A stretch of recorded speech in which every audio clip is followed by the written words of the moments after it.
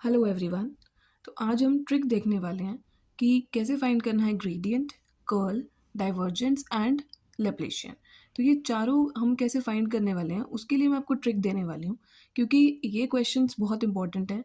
PYQs में, CSIR net और gate में काफ़ी बार पूछे जाता है कि सिंपली आपको एक फंक्शन दे दिया जाता है, उसका आप लैप्लेशियन निकालो, कर्ल निकालो। तो ये सब आपको आना चाहिए। ईएमटी में बहुत इंपॉर्टेंट है, ये पूछा जाता है, और मैथमेटिकल फिजिक्स में भी। बट उसके लिए आपको पता होना चाहिए कि कोऑर्डिनेट सिस्टम होते क्या हैं। तो कार्टेशियन, स्फेरिकल और सिलेंड्रिकल, ये तीन तरीके के कोऑर्डिनेट सिस्टम हैं। आज मैं आप लोगों को ये समझाने तो नहीं वाली हूँ कि ये कैसे क्या होता है कोऑर्डिनेट सिस्टम, और कैसे इसके पोजीशन वेक्टर्स, है ना, ये सब हम कैसे फाइंड कर सकते हैं। बट अगर आपको ये डीपली एक वीडियो चाहिए अलग से, तो आप मुझे कमेंट में बताना, मैं इसको अलग से समझाऊंगी आपको कोऑर्डिनेट सिस्टम्स के बारे में। बट आज मैं सिर्फ आपको ट्रिक दूंगी कि ग्रेडियंट वगैरह कैसे फाइंड करने हैं। ग्रेडियंट होते क्या है, लैप्लेशियन होते क्या है, होता क्या है, कर्ल क्या होता है, डाइवर्जेंस। अगेन ये मैं नहीं बताने वाली आज इस वीडियो में। आज सिर्फ ट्रिक की वीडियो है। बट आपको अगर अलग से ये पढ़ना है ग्रेडियंट क्या होता है या जो भी, तो आप मुझे कमेंट में बता सकते हो, मैं अलग से वीडियो बना दूंगी। तो अब देखते हैं कार्टेशियन सिस्टम के लिए आप लोग ये फाइंड करने के लिए लर्न क्या करना है। तो कार्टेशियन सिस्टम का पोजीशन वेक्टर लर्न करना है। DL vector equals to D X I cap plus D Y J cap plus D Z K cap, ये हमें पता है ऑलरेडी। तो यहाँ पे 6 चीज़ें मैंने लिखी हैं टेबल में। पहली है U1 cap, next U2 cap, next U3 cap, फिर H1 H2 H3। U1 U2 U3 are the unit vectors. तो कार्टेशियन सिस्टम में 3 यूनिट वेक्टर्स हैं, x y z। ठीक है। और इनके जो H1 H2 H3 हैं वो है इनके कोफिशिएंट्स। तो यहाँ पे 1 1 1, तीनों के 1 1 1 हैं कोफिशिएंट्स, तो हमने लिख दिया। नेक्स्ट कोऑर्डिनेट सिस्टम है स्फेरिकल। उसके लिए जो पोजीशन वेक्टर है वो है D R cap plus R D theta theta cap plus R sine theta D phi cap. तो ये स्फेरिकल कोऑर्डिनेट सिस्टम का पोजीशन वेक्टर, ये भी आपको लर्न करना है। तो U1 U2 U3 इनके देख लेते हैं हम। तीन हमारे पास पोजीशन यूनिट वेक्टर्स हैं इसके, R cap, theta cap, phi cap. ठीक है। और H1 H2 H3 इनके कोफिशिएंट्स। इसका कोफिशिएंट है 1, ठीक है, इसका है आर, और इसका है आर साइन थीटा। तो ये हमने इसके कोफिशिएंट्स लिख दिए। तो थर्ड कोऑर्डिनेट सिस्टम है सिलेंड्रिकल। तो सिलेंड्रिकल का पोजीशन वेक्टर आपको लर्न करना है, D rho cap plus rho D phi cap plus D Z cap. तो ये हमारा पोजीशन वेक्टर।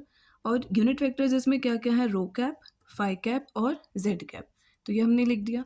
और ये हैं इसके कोफिशिएंट्स, 1 रो एंड 1। ठीक है ना। डी रो का कोफिशिएंट 1, डी फाई का coefficient rho and D Z का कोफिशिएंट 1। तो ये जब हमने टेबल बना ली, मतलब first of all position vector learn करो, फिर U1 U2 U3 H1 H2 H3 accordingly लिख लो। फिर उसके बाद ग्रेडियंट कैसे फाइंड करना है। तो सिंपल यहाँ पे ग्रेडियंट का फॉर्मूला है। ठीक है। वो क्या है, del vector equals to 1/H1 curl U1 cap plus 1/H2 curl U2 cap plus 1/H3 curl U3 cap. तो मतलब एक टर्म लर्न करो, फिर उसके बाद बायसिमेट्री 2 के लिए और बायसिमेट्री 3 के लिए। तो ये ग्रेडियंट आ जाएगा। अब जिस भी कोऑर्डिनेट सिस्टम के लिए आपको फाइंड करना है ग्रेडियंट, तो बस उसका unit vectors U1 U2 U3 mention करो, उसके coefficients H1 H2 H3 mention करो, और आपका ग्रेडियंट बिल्कुल वही आएगा जो फॉर्मूले से आता है। तो बस आपको एक एक फॉर्मूला अलग अलग लर्न नहीं करना पड़ेगा, सिर्फ पोजीशन वेक्टर लर्न करो, और जोन सा आपको कोऑर्डिनेट सिस्टम के लिए पूछा है क्वेश्चन में, बस वो फाइंड कर लो। ये है डाइवर्जेंस के लिए और ये है कर्ल के लिए। तो डाइवर्जेंस आपको, अगर आपको कोई फंक्शन दिया है तो डेल डॉट ए, डाइवर्जेंस कैसे फाइंड करेंगे, 1/H1 H2 H3, ये अलग से कॉमन आ जाएगा और उसके अंदर चलेगा by symmetry. First curl by curl U1, second curl by curl U2, third curl by curl U3। और जो डेरिवेटिव लेना है तो वो कैसे लेना है, पार्शियल डेरिवेटिव। जो फर्स्ट टर्म है उसमें कर्ल बाय कर्ल U1 है, तो बस H1 नहीं होना चाहिए, और जो फंक्शन है उसका फंक्शन का फर्स्ट A1, मतलब जो एक्स उसका आर कैप का जो कोफिशिएंट है वो।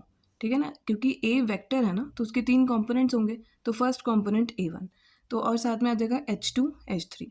फिर curl by curl U2 H1 H3, है ना। फिर कर्ल बाय कर्ल U3 के साथ आ जाएगा H1 H2। और जो कॉम्पोनेंट्स हैं, जो फंक्शन आपको ए वेक्टर है जैसे, तो उसके कॉम्पोनेंट साथ साथ मल्टीप्लाई हो जाएंगे A1 A2 A3। Similarly curl के लिए del cross A vector 1/H1 H2 H3 similar है, बस अब यहाँ पे डिटर्मिनेंट फाइंड करना है हमें, ठीक है। और जो इसके यहाँ पे जो हम लगाते हैं यूनिट वेक्टर्स, उसके साथ H1 H2 H3, बस ये मल्टीप्लाई हो जाएगा। और ये क्या है, कर्ल बाय कर्ल U1 हमारा यूनिट वेक्टर फर्स्ट वाला, फिर सेकंड, फिर थर्ड, नीचे H1 A1 हमारा जो भी फंक्शन होगा उसका फर्स्ट कंपोनेंट, फिर H2 A2 H3 A3। तो जो भी आपको फंक्शन दिया है उसके अकॉर्डिंगली A1 A2 A3 लिख दो, और जो जिस कोऑर्डिनेट सिस्टम के लिए पूछा है उसके अकॉर्डिंगली U1 U2 U3 और H1 H2 H3 लिख दो, और आपका कर्ल बहुत ईजिली आ जाएगा। और लास्ट में बचा लैप्लेशियन, ये तो बहुत ही इंपॉर्टेंट है। मोस्टली ईएमटी में हमें ये फाइंड करना पड़ता है, पॉइसन इक्वेशन वगैरह। तो ये जब हमने इक्वेशन फाइंड करनी होती है, हमें पोटेंशियल गिवन होता है, ठीक है, तो हमें लैप्लेशियन फाइंड करना ही पड़ता है। तो उसमें वही है 1/H1 H2 H3 तो एज इट इज़ है, ठीक है, curl by curl U1। But इसमें ना डाइवर्जेंस जो है, डाइवर्जेंस वाला इतना पार्ट तो सेम है, बस इसमें ये चीज़ ऐड हो गई है। डिवाइड में आएगा एक तो H2 H3 तो आना ही है, डिवाइड में H1 आ जाएगा, और एक और डेरिवेटिव होगा इसका। जैसे यहाँ पे सिंपली A1 था, तो यहाँ पे एक और डेरिवेटिव आएगा, partial derivative curl A1 by curl U1 with respect to first unit vector U1। फिर सेम वही आप सिमेट्री से चला दो, कर्ल बाय कर्ल U2, ठीक है, H1 H3, U2 आ गया ना, तो H2 नहीं आएगा, H1 H3, और जो H2 है वो डिवाइड में आएगा, एंड साथ में derivative curl A by curl U2, फिर plus curl by curl U3, यहाँ पे A1 A2 A3, फिर साथ में plus curl by curl U3, ये 3 आ चुका है तो यहाँ पे H3 डिवाइड में जाएगा, H1 H2 upon H3 curl A3 bye curl U3।